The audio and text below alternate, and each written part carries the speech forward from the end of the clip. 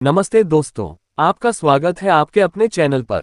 आज मैं आपको एक ऐसी पौराणिक कथा सुनाने जा रहा हूं जो हमारे अपने शहर जोधपुर से जुड़ी हुई है। तो चलिए सुनते हैं। प्राचीन काल में जब सूर्य देव अपनी प्रचंड किरणों से मरुस्थल को तपाते थे, जोधपुर के स्थान पर एक घना वन हुआ करता था। इस वन में नीले पत्थरों की एक अद्भुत खान थी। ये पत्थर साधारण नहीं थे, माना जाता था कि इनमें स्वयं नीलकंठ महादेव की दिव्य शक्ति समाहित है। लोग इन्हें नीलमणि कहते थे और उनका बड़ा सम्मान करते थे।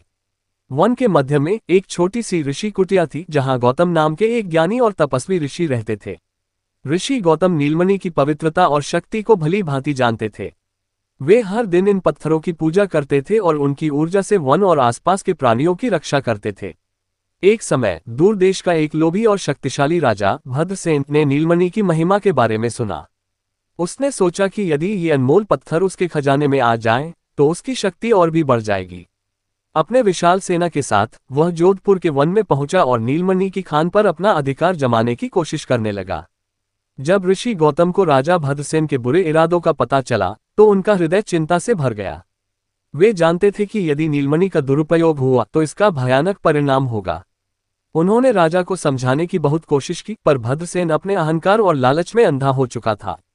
क्रोधित होकर राजा ने अपने सैनिकों को नीलमणि की खान खोदने का आदेश दिया। जैसे ही सैनिकों ने पत्थरों पर प्रहार करना शुरू किया, प्रकृति में एक भयानक बदलाव आने लगा।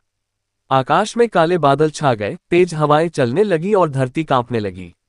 ऋषि गौतम ने अपनी तपस्या की शक्ति से एक सुरक्षा कवच बनाया, जिससे वन और उसमें रहने वाले जीव जंतु सुरक्षित रहे। उन्होंने नीलकंठ महादेव का ध्यान किया और उनसे प्रार्थना की कि वे नीलमणि की रक्षा करें। तभी एक अद्भुत घटना घटी। खान से एक तेज नीली रोशनी निकली और उसने राजा भद्रसेन और उसकी सेना को घेर लिया। उस रोशनी में एक दिव्य शक्ति थी, जिसने राजा और उसके सैनिकों के मन में भय और पश्चाताप का भाव जगा दिया। उनकी सारी शक्ति और अहंकार पल भर में चूर चूर हो गया। राजा भद्रसेन को अपनी भूल का एहसास हुआ। उसने ऋषि गौतम से क्षमा मांगी और नीलमणि को वापस उसके स्थान पर छोड़ने का वचन दिया। ऋषि गौतम ने उदारता दिखाते हुए उसे माफ कर दिया। कहा जाता है कि उस दिन के बाद नीलमणि की दिव्य शक्ति ने उस स्थान की रक्षा की और धीरे धीरे वह घना वन एक सुंदर और शक्तिशाली नगर के रूप में विकसित हुआ, जिसे आज हम जोधपुर के नाम से जानते हैं। नीले पत्थरों की याद आज भी यहाँ की इमारतों में दिखाई देती है, जो उस प्राचीन नीलमणि रहस्य की कहानी कहती हैं। कैसी लगी आपको ये कहानी?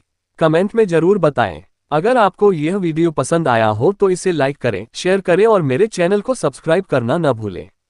मिलते हैं अगली कहानी में।